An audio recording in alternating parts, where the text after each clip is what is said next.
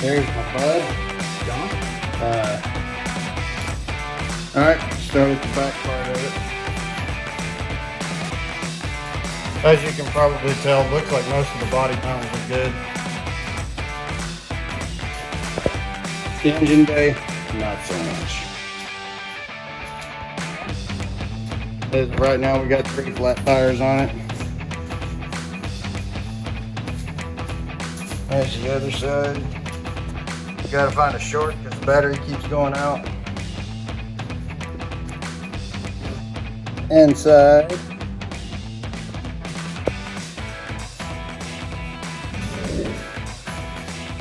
This is the car.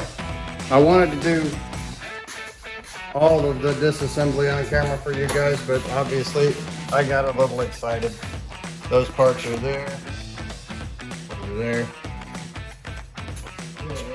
Good. Yeah, we really haven't started on it right now. The hood. Yes, sir. Semper Fi. But it's the original aluminum wheels on it.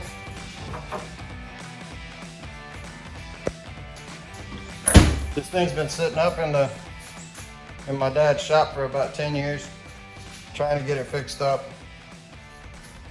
As far as engine components go, the engine looks pretty good. It's just all the wiring's gonna need to be replaced. Yeah, all the wiring's gonna have to be replaced. Wire, vacuum line, stuff like that.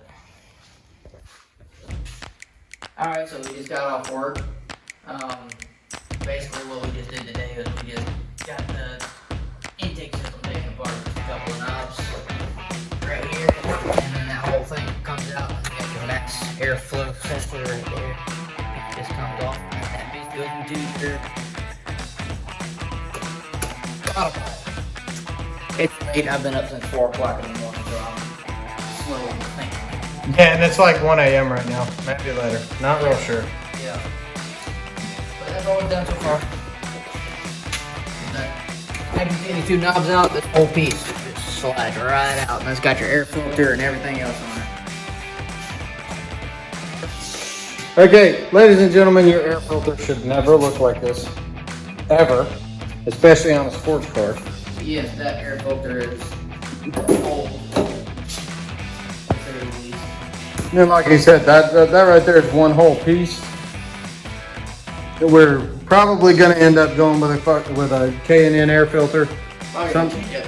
Yeah, maybe change out the whole system depending on how much it is.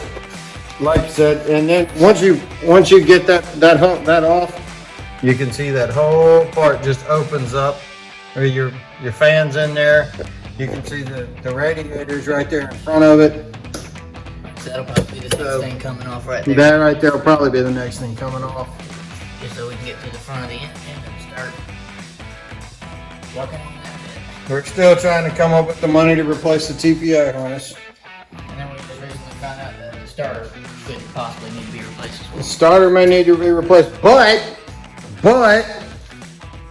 good news. What's the good news? What's the good look? How receipts work?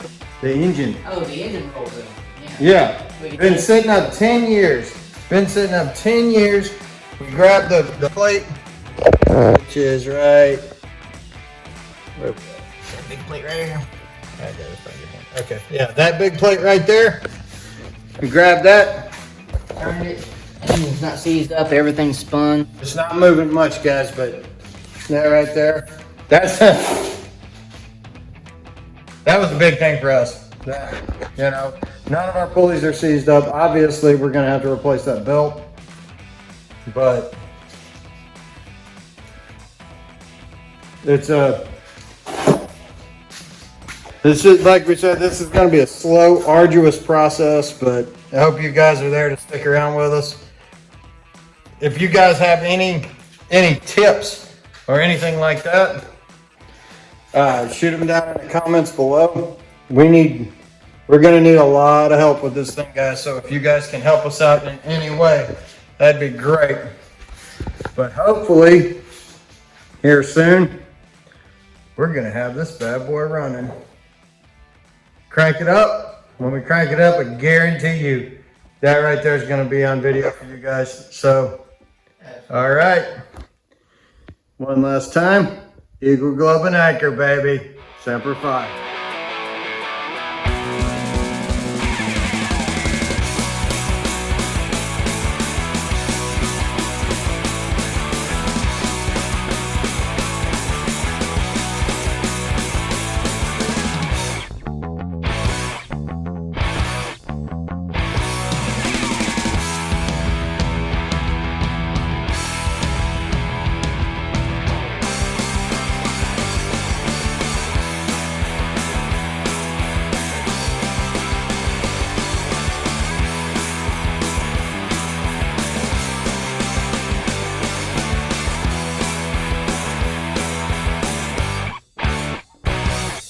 Back with the Corvette again.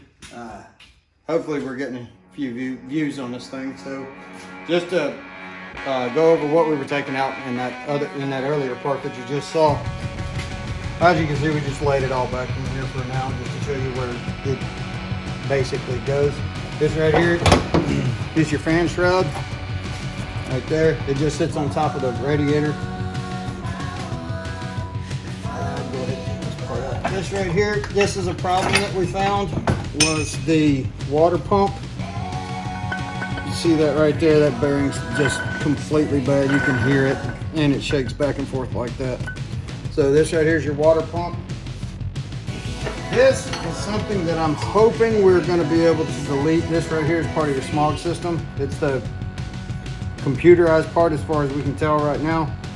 You know, that was something they had to do back in the 80s. To help with smog, so We really don't know what it is. yeah, we really don't. That's what the comment section down below is for, right? Yes, exactly. All right.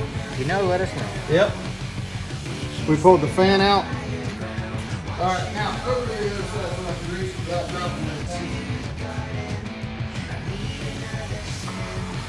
This thing right here, we had to pull off to get to the water pump.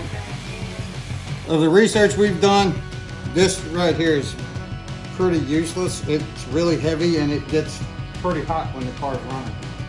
So we're debating on whether we're going to put that back on. Probably not. Over here, this right here is your alternator. This is your small pump, we think. I believe that's what I believe that's what it is, but not 100%. You can hear, if you can hear that, it's probably gonna need a bearing. probably gonna need a bearing. This right here, this is your belt tensioner. I think that's about it. Give you a look inside the engine bay after we got all of that stuff off. As you can tell, she's really, really dirty. We're gonna have to, it's gonna be a lot of cleaning in here. So, but if anybody out there's got any ideas on how to get more airflow to it, we have a couple of ideas. We wanted to bounce them off you guys to see what you thought about getting more airflow, because what we've read about these engines is that they didn't have the horsepower they could have had because they were so starved for air. And we're trying to get more air. I know you guys probably saw it when Ethan showed it in the video. The last little clip. Yeah, the last little clip. This right here, we found this was broken. It's a bracket that goes right here on your air compressor, or air conditioning bracket. It fits just like that. Well, sort of like that. It went on there somewhere. How'd it go? There's a piece of the bracket for the Right there, AC. like that. That's how it went. Yep. And if I can find another bracket, all good. If I can't, I'm gonna see if I can find somebody who knows how to do aluminum welding really well and just try to get it welded back on there. Other than that, guys, that's pretty much what we've done. We're gonna carry on here in a little while. We're gonna try to take the seats out, get the rest of the interior out, because we're gonna clean that up. Probably re-dye it, redo the seats, because a lot of the stuff inside those seats has gone bad. Not gone bad, but you know, The padding and whatnot. the padding and stuff, because this car did sit up in a shop for 10 years, and we're gonna get those re-stuffed I guess you would say. That's what we're gonna work on next. Though, is try to get the seats out and take the rest of the carpet out. Yep. That's our next step. While we're waiting on parts, we ordered all of those the pulleys and Bearings and all the stuff that we just pulled off last night. We've already ordered new stuff. We're just gonna throw all new stuff on there. Yeah. The other thing I went ahead and did, I know we were talking about the TPI harness problems we were having. I basically did a little bit of digging, a little bit of research and whatnot, and rebuilt the plugs pretty much. I just grabbed some supplies that I needed to found the pins that fit those plugs and just rebuilt the plugs and spliced in new wires. So hopefully that'll work. We'll find out. We're gonna find out when we finally get her cranked up. We're gonna find out. So we will have the first crank on video for you guys. Hopefully Hopefully it all goes well. let's hope. But at this point, like we said in that one video, this motor right here is not seized up. We're able to turn it over. She seemed to spin over really easily, you know, especially for a car that was that had been sitting for as long as it has. So we were both really impressed with that. all we really did was pull all the plugs and sprayed some lubricant. PB Blaster. But Yeah, we just sprayed some lubricant down the cylinders and spun it over a few times, and she was spinning good. So we'll see what after we figure out all the electrical problems and get it turning over, we can check compression and all that good stuff. if you guys are ever gonna do this at home, remember pictures. Bag and tag. Yes. Pictures, bag and tag. Pictures, bag and tag. Label everything. Every plug you take off, everything. Label it. It's really easy to get to going on these things and just pulling stuff off and ripping it off and getting it out. Because if you're anything like me, you probably get kind of excited. But you gotta slow down. You gotta label stuff. So there is that. Other than that, let's get going on that interior. All right, let's do it.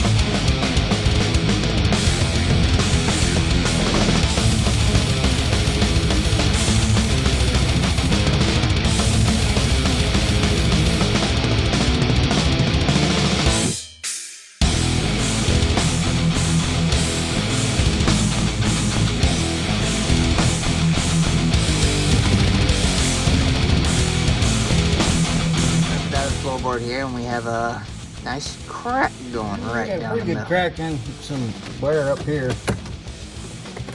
I'm not sure if that's just old fiberglass. Yeah, it looks like it's just old deteriorated fiberglass. We're gonna have to pull the rest of this stuff off and see the extent of damage down there and see if it's something we can repair or not. Everything can be repaired. Everything can be fixed. That is a very true statement. And we did notice that while we were pulling it off, there's this light right here. Every time I would move the carpet, the light would come on. Yeah, it kept coming on and going off and coming on and going off. So we knew we had a short in the system somewhere. We were wondering maybe if that might be it. Because the battery keeps draining while the car is sitting. So That very well could be it. And it looks like it's just when we get the rest of this stuff out, 3 bolts to pull this off. Yeah, whenever we get the rest of this stuff out, we'll have to look at all the wires behind there and figure out which ones have been chewed through. Great thing about this is it's a great place to lay down up under there and work with the seat out. Yeah, and it opened up a whole lot of room there. But that seat, as you got those two connectors, and that controls your power seats. And if you care, all the carpet was held in by, what was it, 3 screws and a bunch of glue.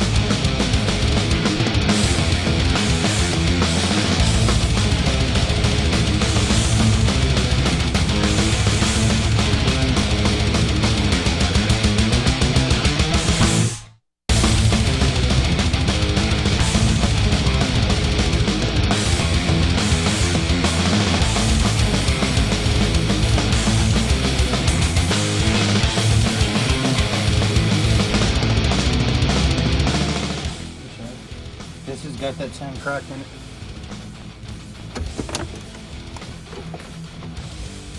Alright, well, we just got that out and we have a crack in the floor of this side too.